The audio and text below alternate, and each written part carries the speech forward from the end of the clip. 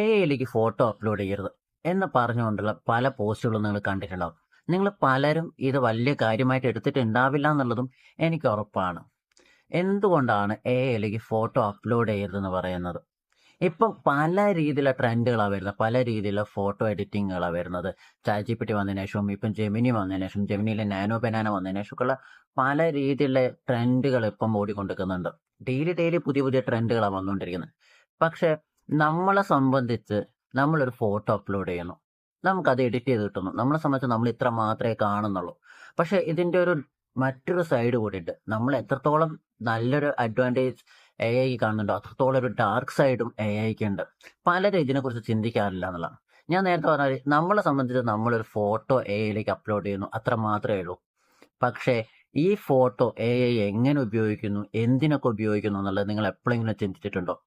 നിങ്ങളൊരു photo upload ചെയ്യുമ്പോൾ ഇത്രയും പെർഫെക്റ്റ് ആയിട്ട് അതെങ്ങനെ എഡിറ്റ് ചെയ്ത് തരുന്നു എന്ന് നിങ്ങൾ ചിന്തിച്ചിട്ടുണ്ടോ? നിങ്ങളെ ഫേസ് എക്സ്പ്രഷൻസ് മാറ്റാൻ പറ്റുന്ന എ ഐകളുണ്ട്, വീഡിയോ ആക്കാൻ പറ്റുന്ന എ ഐ ഉണ്ട്, വോയിസ് ക്ലോൺ ചെയ്യാൻ പറ്റുന്ന എ ഐ ഉണ്ട്.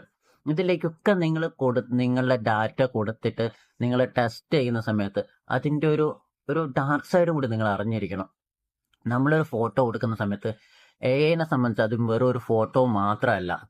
നമ്മളെ കണ്ണിൻ്റെ സ്ഥാനം, മൂക്കിൻ്റെ സ്ഥാനം, നമ്മളെ ഫേസ് എക്സ്പ്രഷൻസ്, ഫേസിൻ്റെ കറക്റ്റ് സൈസ്, ഇതെല്ലാം ഇത് അനലൈസ് ചെയ്യുന്നുണ്ട്. നമ്മൾ ഇപ്പം ലേറ്റസ്റ്റ് ആയിട്ട് ഇപ്പം പ്രൊഡക്റ്റ് ഫോട്ടോഷൂട്ടിനൊന്നും മോഡൽസിനെ വേണ്ട, പകരം എ ഐ മോഡൽസ് അവൈലബിൾ ആണെന്ന് പറഞ്ഞിട്ട് നമുക്ക് കാണാറുണ്ട്. ഇതിലൊക്കെ റിയലിസ്റ്റിക് ആയുള്ള ഫോട്ടോസാണ് നമുക്ക് കിട്ടുന്നത്. എങ്ങനെ എ ഐക്ക് ഇത്രയും റിയലിസ്റ്റിക് ആയുള്ള ഫോട്ടോസ് ജനറേറ്റ് ചെയ്യാൻ പറ്റുന്നു? റിയൽ ആയിട്ടുള്ള ആളുകളുടെ ഫോട്ടോ വെച്ചിട്ട് ഇത് അനലൈസ് ചെയ്യുന്നുണ്ട്.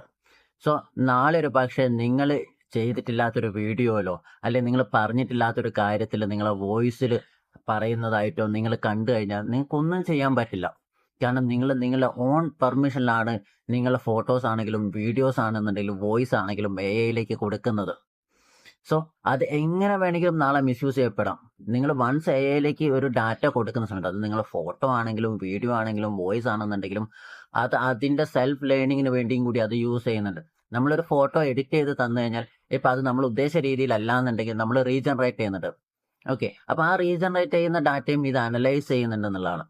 സോ അടുത്തൊരു പ്രാവശ്യം നിങ്ങൾ ഇത്തരം ട്രെൻഡിന് പിറകെ ലൈക്കും കമൻറ്റിനും കൂടി കിട്ടാൻ വേണ്ടി പോകുന്ന സമയത്ത് നിങ്ങൾ ഈ ഒരു ഡാർക്ക് സൈഡിനെ കുറിച്ച് കൂടി ചിന്തിക്കുക. കാരണം നാളെ നിങ്ങൾ ചെയ്തിട്ടില്ലാത്ത ഒരു ഫോട്ടോയിലോ അല്ലെങ്കിൽ ഒരു വീഡിയോയിലോ ഒരു വോയിസിലോ നിങ്ങളെ കാണാം. അങ്ങനെ ഒരു ചാൻസ് ഇതിനുണ്ട്. So be careful. ഇന്നത്തെ ഒരു വീഡിയോ നിങ്ങൾക്ക് ഇഷ്ടപ്പെട്ട തീർച്ചയായും ലൈക്ക് ചെയ്യുക, നിങ്ങളെ അഭിപ്രായങ്ങളും സംശയങ്ങളും കമൻറ്റ് ചെയ്യുക. ഇതുപോലെ നല്ല ഇൻഫർമേഷൻസ് കിട്ടാൻ വേണ്ടി ചാനൽ